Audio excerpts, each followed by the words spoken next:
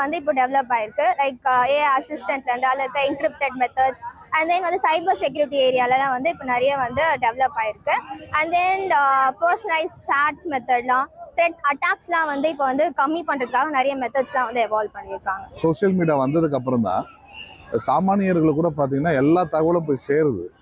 ரெண்டாவது நிறைய டேலண்டான பீப்புள்ஸ் வந்திருக்கிறாங்க. நிறைய இன்ஃபர்மேஷன்ஸ் வந்து நம்ம கிடைக்குது. மெயினாக அதுதான் முக்கியமானது.